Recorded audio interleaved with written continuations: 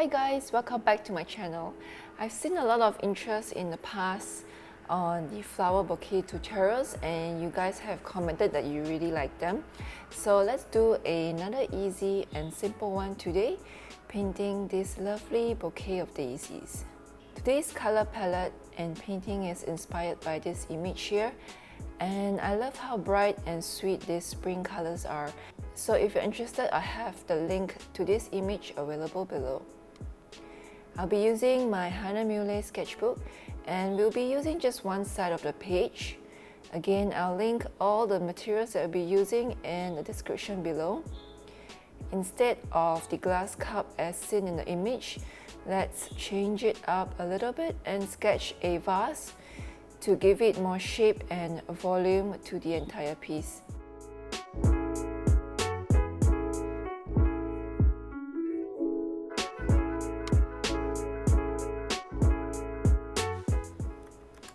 If you're not familiar with the shape and basic forms of daisies, let's jump over here for a minute. Otherwise, feel free to skip this part. When sketching daisies, always start with the center core and then draw out the surrounding petals. To make it more natural looking, let's try drawing it at a different angle. You can see that the petals on top are drawn longer, while the bottom petals are made smaller. This is what we see when we look from a lower angle. Let's do another one with an angle facing the right, starting with the center of the core.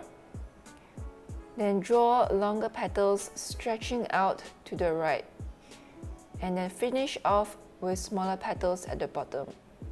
With this, we get a different looking daisy at a different angle.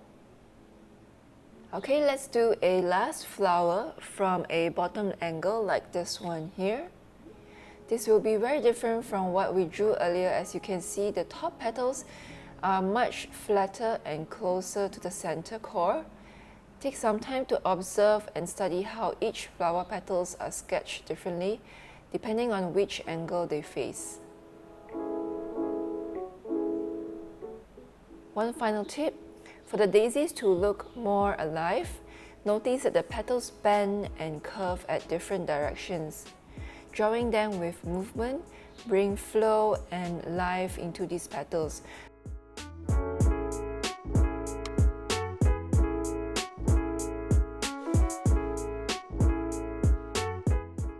So try avoid to draw them looking really stiff like this one here.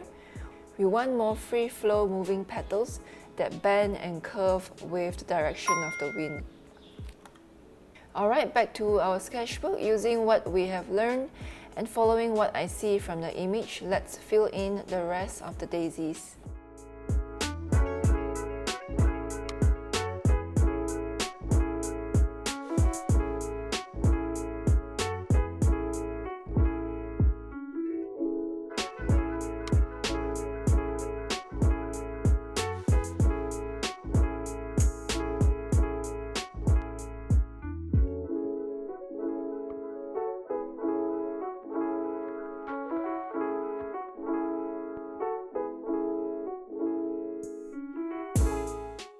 Moving on to paints, the colors that we will be using for the background, we will need plenty of yellow, and I'll be using primary yellow from Sennelier.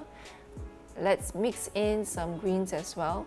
This one's Phthalo green light, almost like a lime green. And then I'll add in some darker contrasts using Sap Green. So I'll be playing with 3 of these colors for the background. For the center of the daisies, I'm using Cadmium yellow orange. And then for the petals, they'll be left paper white, but to give some dimension, we will be adding in the shadows using Sennelier's gray. And I think I might add in some yellow ochre for darker contrast.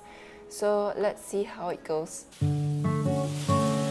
Alright, and now going back to our sketchbook, I'm just going to gently erase some of these pencil marks so it doesn't appear under the paints later. We will start by painting in the background and I'm using a bigger brush of size 8. Let's grab some of that yellow and apply the paints onto the background, making sure to avoid touching the daisies.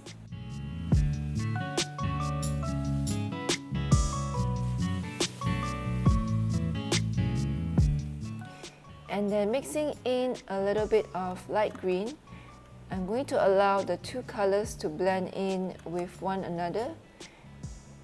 And then going back to yellow, let's continue to spread the colors out.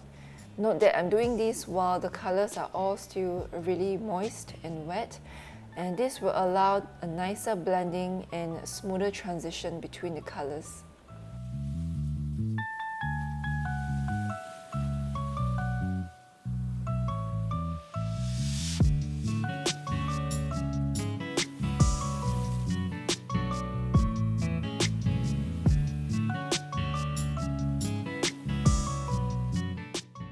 To give stronger contrast between the background and the petals, let's add in more paints for more saturation in between the petals. And then let's add some splatters for some lovely effects. While doing this, you could also use more water in your mixture to pull and blend out the colors outwards to give a softer gradient.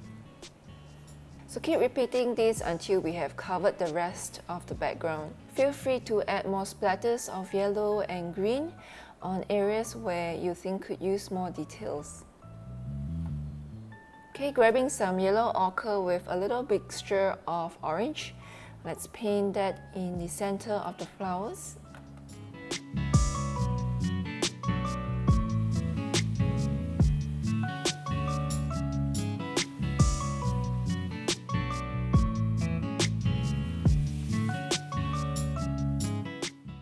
Using a thick mixture of Sap Green, let's paint out the stems and leaf like so.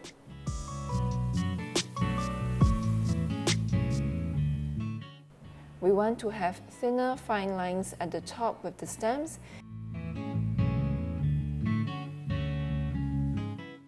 and then thicker lines are at the bottom.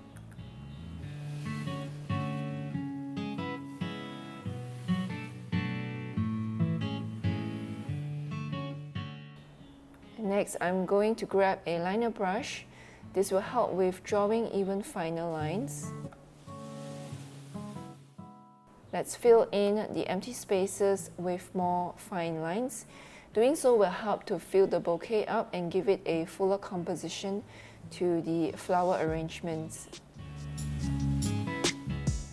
Then to make it a little more interesting, you could try drawing them in broken lines as well, and also adding some dots to it.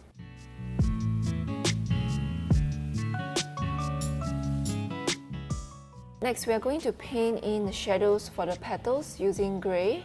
Paint them around the bottom and center of the flower where the shadows usually lie. Meanwhile, the rest of the petals are to be left paper white.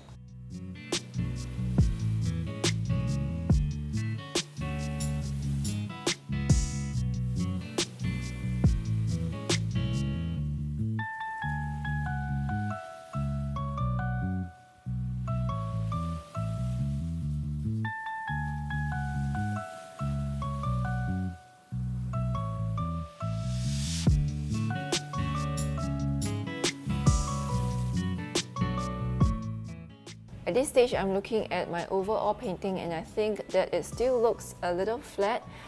And let's continue to build out more layers by adding some accents. I'm going to use a darker green to paint in parts of the stems and branches as well as the flowers. Doing this will help to darken certain parts of the flowers and then help them to pop out a little more.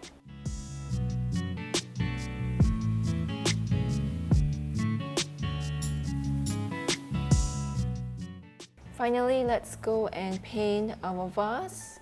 I'll be using Payne's grey for this one. Otherwise, feel free to use the same grey as we did earlier.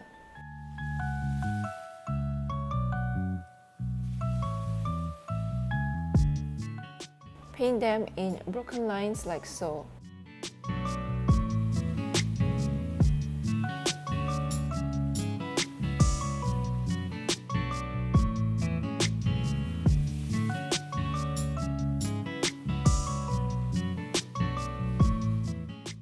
And then now that the background has already dried, let's add in a little more dry splatters. Feel free to dab off excess splatters with a paper towel. And then using a very light wash of Payne's Grey, I'm going to paint that around the base of the vase. This will give the flowers some grounding and added shadows at the bottom.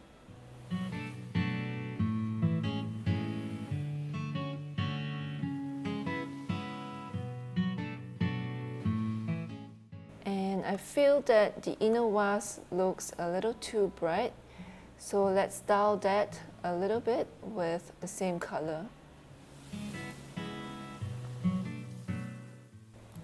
And that's the end of this painting. I hope that you enjoyed this tutorial and do give it a try. This piece gives a really lovely spring vibe, and it's really simple and easy to paint if you're just looking to fill up that sketchbook of yours. Do share your works with me on Instagram and I'll be happy to share them. What other florals would you like me to cover? Let me know in the comments below. Otherwise, that's all for now, and I will catch you in next week's tutorial.